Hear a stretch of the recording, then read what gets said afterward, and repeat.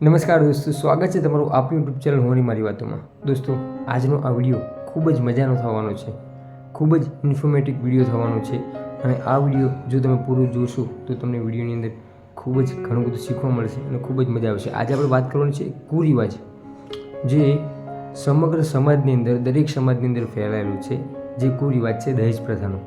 આજે એ દહેજ પ્રથા એટલી બધી, એટલા હદે એને પડો લીધો છે કે જે ઘણી બધી એવી નવયુવલ સ્ત્રીઓનો જે જીવ ખાઈ રહ્યો છે.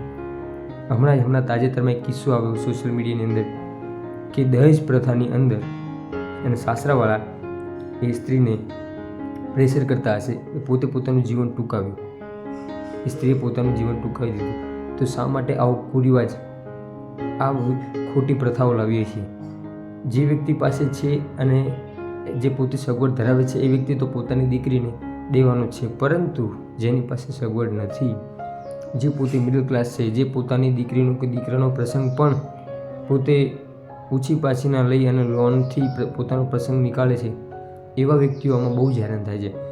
દોસ્તો, હું એવું નથી કહેતું કે દહેજ પ્રથા બંધ કરી દો, પણ જેની પાસે સગવડ નથી, જે મિડલ ક્લાસ છે, એને કમસે કમ એ વસ્તુનું વિચારવું જોઈએ કે આપણે એવી વ્યક્તિઓ પાસે ખોટું દહેજ તો ન જ લેવું જોઈએ.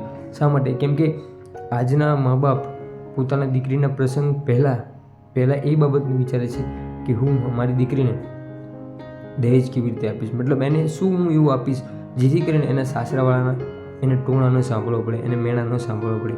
દોસ્તો, આજના આ યુગમાં આપણે ભાર મૂકવાનો છે એજ્યુકેશન પર.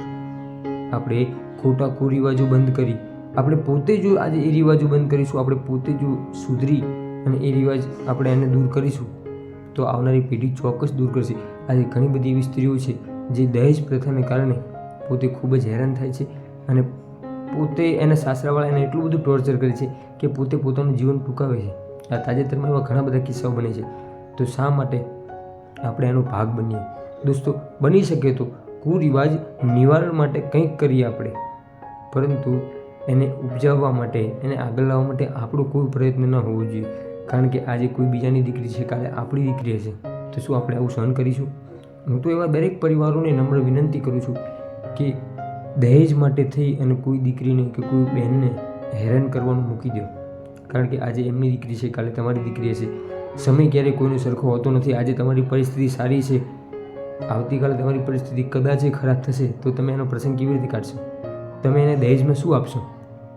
એટલે મારું તો એવું કહેવું છે કે દહેજમાં જો કંઈ આપવું જો હોય તો એને સારું શિક્ષણ આપો, એને સારા સંસ્કાર આપો, પરંતુ સોનું, ચાંદી, દાગીના, જવેરાત, એવું રૂપિયા, એવું બધું લેવાને બદલે એને સારા શિક્ષણ ઉપર ભાર મૂકો, એને સારા સંસ્કાર ઉપર ભાર મૂકો. આજે ઘણી બધી દીકરીઓ એવી છે જે પોતાના બાપની પરિસ્થિતિ ખૂબ જ નબળી છે અને એના લગ્ન આવે ત્યારે એ બહારથી રૂપિયા લાવી અને એને દહેજ આપે છે અને છતાં પણ એને સાસરાવાળા મેણા મારે છે. તો આવા મેણા ટોણા બંધ કરો.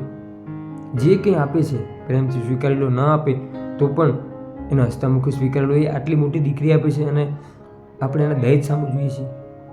તો આવું દહેજ પ્રથાને બંધ કરી દો. એને પોતાનો જીવ, એને પોતાના કાળજાનો ટુકડો તમારી સમક્ષ એને આપી દીધો છે અને આપણે એમ કહેવાય કે માત્ર ને માત્ર 2-5 પૈસાના દહેજ માટે થઈને કોઈને હેરાન કરીએ છીએ. તો દહેજ માટે થઈને કોઈને હેરાન કરવાનું મૂકી દો, કોઈને એમ કહેવાય કે ટોર્ચર કરવાનું મૂકી દો. એને જે કંઈ આપ્યું છે એને નથી આપ્યું તો પણ એનો ઉપકાર, એને આટલી દીકરી એને આપણે આપી છે તો એનો ખૂબ ખૂબ આભાર એવું માની અને પોતે શાંતિથી પોતાના કુટુંબની અંદર, પોતાના ઘરની અંદર, પરિવારની અંદર જીવો અને એને આવનારી વહુને કે દીકરીને પણ ખૂબ જ પ્રેમ આપો. આ મેસેજ ભલે કદાચ કોઈને આનાથી ખોટું લાગશે, પરંતુ એ સત્ય છે. આપણે આ વાત પર વિચારવું જોઈએ, આ વાત પર ભાર મૂકવો જોઈએ. આવનારી પેઢી સુધરે અને દહેજ પ્રથા બંધ થાય એવો કંઈક પ્રયત્ન કરવો જોઈએ. આવા એક સરસ મજાના મેસેજ સાથે દરેક દોસ્તો, દરેક મિત્રો મળે. જય સીતારામ.